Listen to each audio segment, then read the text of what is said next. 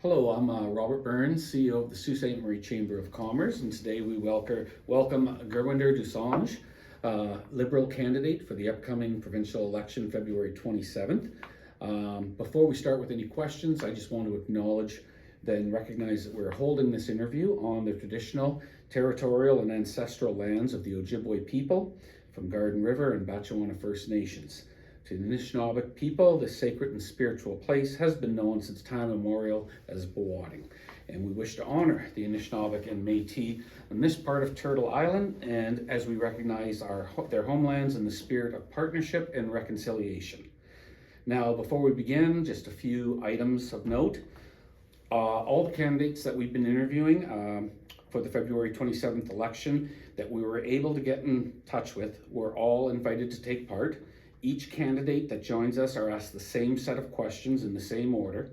Candidates can have up to 3 minutes to respond, at which time I'll jump in there, thank them for their response, and move on to the next question.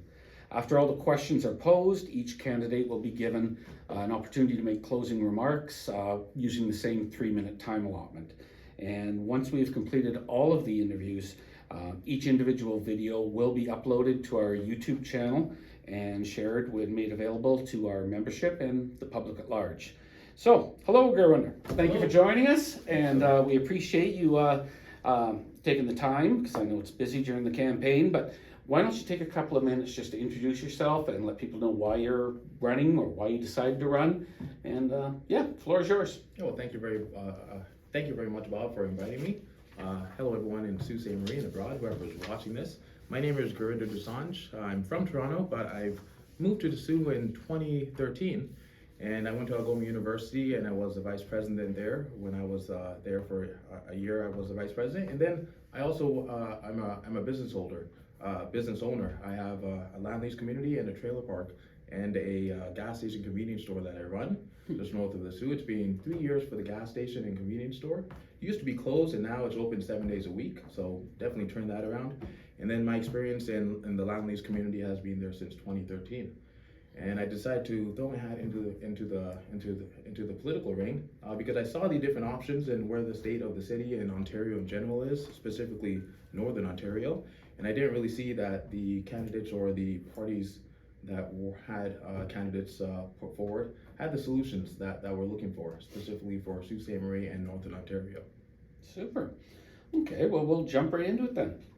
So how do you plan to collaborate with city officials and community partners and stakeholders to create jobs, foster innovation, drive growth, attract trade and investment, and those type of things to Sault Ste. Marie? So first off, as being a stakeholder myself, I would do what I would expect my representative to do, and which I haven't seen for the last few years, is to have that collaboration and conversation between different stakeholders, different industries, to really gauge the concerns of the Sault Ste. Marie community, and then relay those to Queen's Park. And then I believe that it takes a village to raise a child, and the same thing for fostering business. One individual can't do it. I've never done it alone. I've always had my father and my uncles and other family friends there to support me in business as well. And I believe that that's the same thing in Sault Ste. Marie. Our neighbors have to help our neighbors, and then together we can grow. Without that collaboration and conversations, that's impossible. And what I've seen so far is that the constituency is being neglected, not respected, when it comes to those type of conversations and mixing and collaborating of stakeholders and city officials as well. Because in the end of the day, all of us just want to see our own businesses grow and also the city grow as well. Okay, well, what is your party's platform on healthcare accessibility and quality medical services, and how will your plan specifically address healthcare needs in Sault Ste. Marie? So I currently don't have a doctor, unfortunately, and my parents don't have a doctor, and my sister doesn't either. And I have a nephew as well, and he was sick recently, and they had to wait for hours at the ER over here. And from what I've seen through the different platforms of the different parties, is the only one that would actually address the situation at hand is the Ontario Liberals plan, because they plan to hire 3,100 doctors, which throughout Ontario is much needed, not only in our community, where over 10,000 people have lost their family doctor, but in other communities as well. But the issue with having the doctors is that it's not as attractive because they're loaded with all this paperwork after, which takes up their time, and their skills are supposed to be for addressing healthcare concerns. So what the Liberal plan is to have support teams that work on the evenings and the weekends that can go through that paperwork, so then the doctors are focused on what they need to do. Also, I also work at BMO Bank of Montreal. I've been there since 2018 actually, and I've been working downtown and at the Cambridge Mall branch. I work 6 days a week at BMO. I don't know if anyone else at BMO, the whole organization, does, but I work 6 days a week sometimes there. And I've seen downtown and the concerns there, and I've noticed, I've actually met some doctors that work across the border and nurses that work across the border that could be applying their skills here. So the Ontario Liberals, when I was reading their platform, they want to incentivize by giving a $150,000 bonus signing bonus to doctors practicing in America to come back to Canada. And I believe that that would be very beneficial for Sault Ste. Marie, specifically being a border town. The last thing as well, with these doctors who are retiring, and that's happened in Sault Ste. Marie, where there's a whole bunch of people that don't have a doctor no more because of retirement, Ontario Liberals have a plan to incentivize them to stay a few more years and then pass that wisdom down to the next generation. Because once we lose that wisdom, it takes years, decades to rebuild. And so I think that plan was the most comprehensive one. I don't think throwing money at it 7 years after making the promises is going to be effective, and I don't think not having a concrete plan is going to be effective either. Okay then. Now, bear with me on this next question. It's a long one. The Northern Chambers, and by Northern Chambers, Northern Ontario has a number of chambers of commerce, but the 5 largest are Sudbury, North Bay, Timmins, Sault Ste. Marie, and Thunder Bay. And the Northern Chambers, those 5, along as well as supported by the Ontario Chamber of Commerce and municipalities across the North and rural Ontario, have called for an immediate set-aside of 3,000 spots for Northern communities within the Ontario Immigrant Nominee Program. Now, this proposal involves no new spending. Staff are already in place. Basically, they are predominantly processing applications as we speak for the GTA. If elected, will you support this change to guarantee a portion of this program's spots for rural and Northern Ontario? Long question, short answer, yes. And I believe that's important because I feel like everything's being processed in the GTA. Our funds, our work, our money is all going towards the south, whereas we're being neglected in Sault Ste. Marie. Unfortunately, that's what I've seen in the previous past years. And I think that we need a change of government in order to set things right. So I think, or I believe that Northern Ontario should be prioritized, especially with programs like this, where all we have to do is just move around what was already set up there. There's no new spending there. There's also no new HR involved. It's just allocating and making right the mistakes of yesteryear, right? So having 3,000 positions for Northern Ontario would be beneficial. And Northern Ontario does need to attract these skilled workers. I was reading on CTV a few years ago, they did a survey of locally owned businesses and locally owned small businesses, and 75% of them have no succession plan. So what's going to happen after those people retire and the government hasn't been thinking far ahead enough about Northern Ontario? Timmins is a big city. I know it's not Sault Ste. Marie, but Timmins is a big city in that region, which has lots of families in it.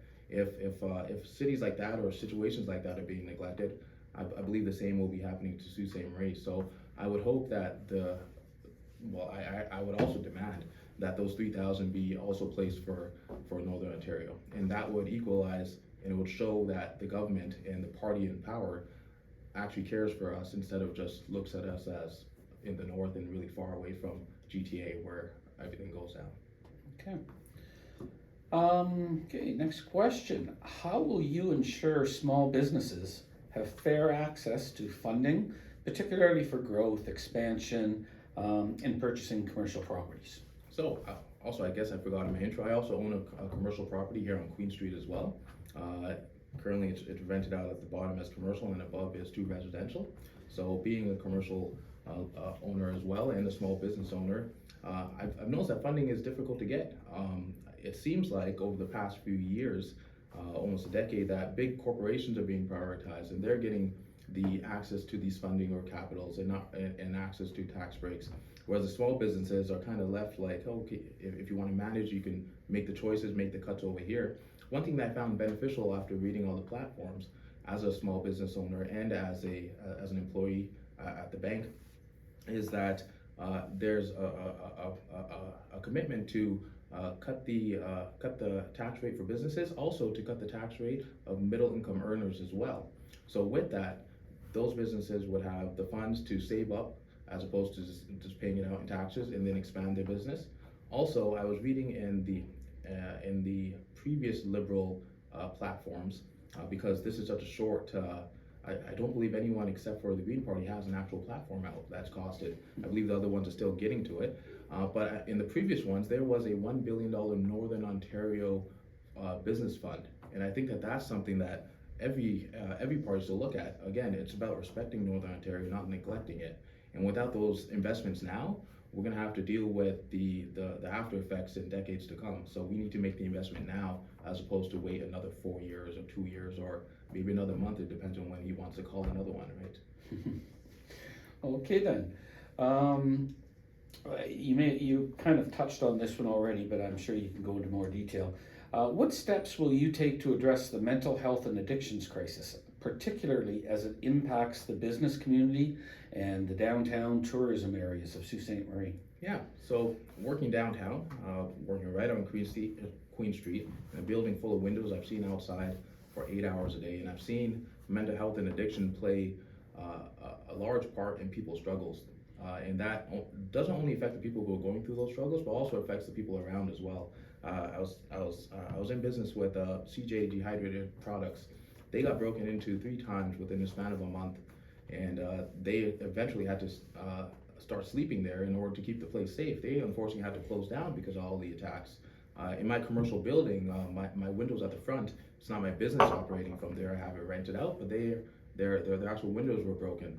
These all of these things stem from mental health and addiction, and things that are not being addressed. The only thing I see right now is there are some supports that are oncoming, such as the Heart Hub, which I definitely appreciate those kind of efforts, but it's far too late. This came after we have a memorial of overdose deaths in front of City Park, in front of City Hall. Why do we have to make a memorial if the actual causes of this actual the overdose is not being addressed? So I believe that we should bring together stakeholders. After talking to a lot of stakeholders and to different residents in Sault Ste. Marie, the approach to mental health and addictions is very wide-ranging. Some people lean towards ideologies which some would call as enabling. Some would call other ideologies or approaches as abandoning those individuals. We need to have the tough conversations and actually address the core issues of these mental health and addiction situations, not just treat the symptoms of them. So all it is conversation and bringing the right stakeholders together and decision makers in order to address the problems of Sault Ste. Marie. Okay then. How do you plan to address the ongoing tariff crisis? Will there be targeted support for industries and communities that are most affected by these challenges? Yeah, well, first thing that I wouldn't do is call an election when I'm supposed to be protecting if I'm supposed to be protecting the province.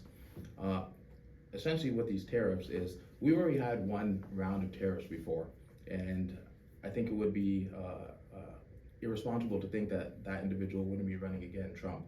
So my question was, when I was thinking about running, is we already had these tariffs. Algoma steel is a big part of our actual city and our industry, and it's affected those steel before. Why didn't we put the safeguards in the previous years in order to have those systems in place to combat this? So I believe that after reading all the platforms, the Ontario Liberals have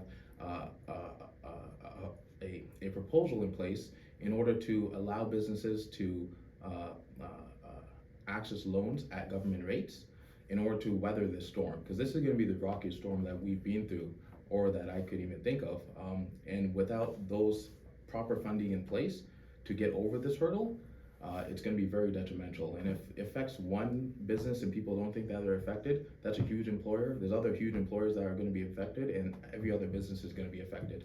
I've talked to people at my gas station as well, and I can see how the fear of these tariffs are affecting people's buying habits, how it's affecting the economy, and I don't really see anything except for promises and an election from the PC party. I don't really see any answers, and I would hope that if I had an actual party in power, that they would address the issues instead of calling an election. So I think that the actual funding at the proper rates and having access to capital to weather the storm is what we need in this time of need. Okay. Let's see, moving on. Excuse me. With the exception of tariffs, what do you identify as the two most critical issues facing our business community, and how does your party's platform provide solutions? Yeah, so two of the main ones. One would be it's like a shortage in labor. I've talked to a lot of people who are employers while I'm at the bank. They actually tell me about how they can't find the right workers. There's a lot of entry-level jobs you can say in Sault Ste. Marie here and there, but there's nothing that you can, not nothing, but there's not enough jobs that you can build a career out of. So then addressing the actual shortage in labor and bringing high-skilled workers through programs such as the Northern Ontario, Ontario Northern Immigration Program, nominee program, would actually fill in those actual concerns. And then the other one would actually be the actual stagnation in jobs. I've seen some industries do have the ability to go up and actually have a career, but in some other places I've actually talked to people who are in their late 20s and 30s, and they have to move out of Sault Ste. Marie in order to actually have those jobs that build a career and have a family. So that's what we need. We actually don't need just jobs, but we need careers here. And those are two things that I feel is what's lacking or facing Sault Ste. Marie. Okay. Now, what is your party's plan for establishing a formula-based funding approach and introducing new revenue tools to help northern municipalities deliver long-term infrastructure projects? So that's a very good question. That's actually the one that I think you saved the best for last almost. But that one, I think it all comes down to conversation. I've tried to reach out to Ross Romano's office before, and my actual email didn't get heard. I also tried to reach out to councilors before, and some of them didn't reply. We just need somebody who can advocate for Sault Ste. Marie. That's the only way that the North is going to be is actually going to have a voice in Sault Ste. Marie. And I think it touches on another question, but essentially, what I've seen with the North is that there's not enough collaboration with the northern different cities and stakeholders in order to prioritize to the government that's working in the South that we actually need these fundings. So with the Ontario Liberal Party, what I found in is a unique opportunity is because they want to address the needs of the North and actually flip all these seats that are not red into red. I've actually talked to people in the leadership, and because it's such a late election and they haven't formulated their platform yet, I've told them that this is what Northern Ontario needs, and we need to prioritize this into our platform when it comes out. Hopefully they follow up with that, but it's all about having those conversations with stakeholders and relaying them to the actual parties in the government, and then making sure that those resources come back to the people to access. Okay. Well, the next question is, you've definitely touched on it there, but again, you can expand if you like. If elected, how will you ensure Sault Ste. Marie is effectively represented at Queen's Park and have a strong voice in provincial decision making?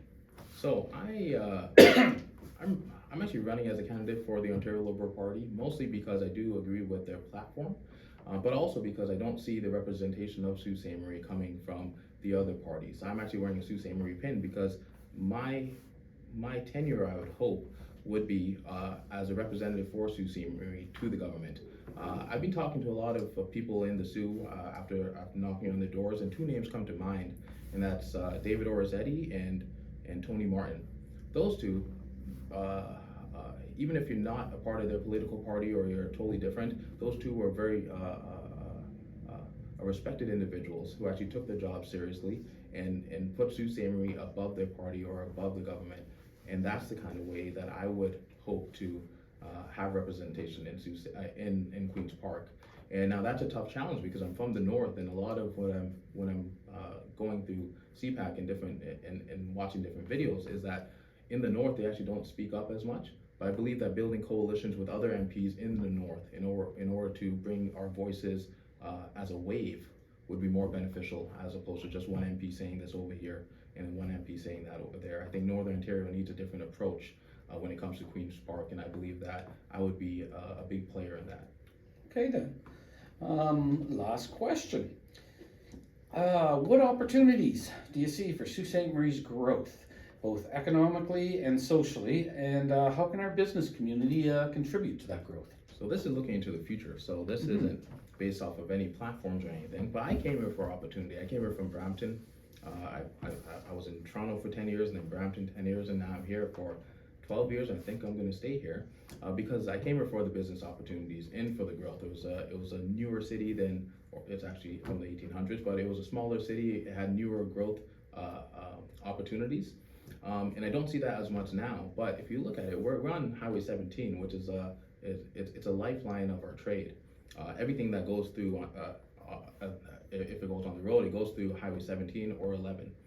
So we would definitely need to capitalize on that. I also believe in having more maintenance for those highways as well. And we're also on the Great Lakes as well. So we have to capitalize in a way that puts our unique position in a way that would benefit businesses and companies. I actually remember about a decade ago, I think the city prepared information package or a proposal to Amazon, and a lot of people laughed it down because they're like, Amazon's not going to look at us, but at least they gave the city something to work with. We can give these to different businesses, we can give it to different industries and say, hey, this is where we want you to invest. And I think that Sault Ste. Marie, it's at 75 or 80,000 or 78,000 right now. I think it could easily become 100,000 and successful and booming within the next decade or two. And then bigger than that, I've seen Sudbury grow since the last 20 years, and I think that the next step would be Sault Ste. Marie, and that's why I'm here, and that's why I'm going to be staying here. Okay, super. Well, thank you for all your responses. Feel free, take a few minutes for any closing remarks you want to say, and again, the floor is yours. Sure thing. Well, I guess I'm going to be speaking to the electorate here in Sault Ste. Marie. My name is Gurwinder, as I said, and I'm here as your OLP candidate, but I'm mostly here as your representative towards Queen's Park. What I've seen with the previous representative, Ross Romano, is that he's abstained from votes that are very important to our community.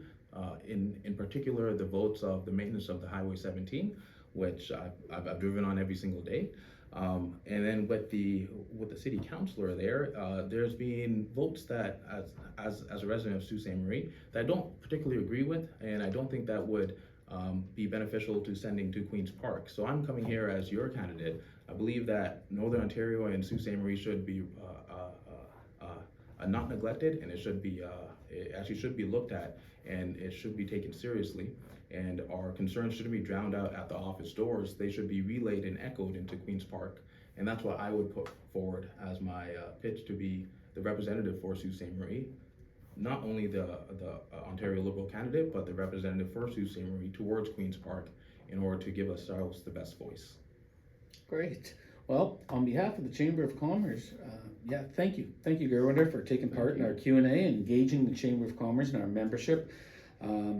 We do wish you and all the candidates all the best in the remaining election campaign period. And lastly, a message to everybody who views. We hope you found this informative. We hope it's helped answer some questions for you. We do face a lot of significant challenges in this province for the next coming years, but there are a lot of opportunities as well. We encourage you to please exercise your right, have your voice heard, get out and vote next week, February 27th. Thank you. Thanks.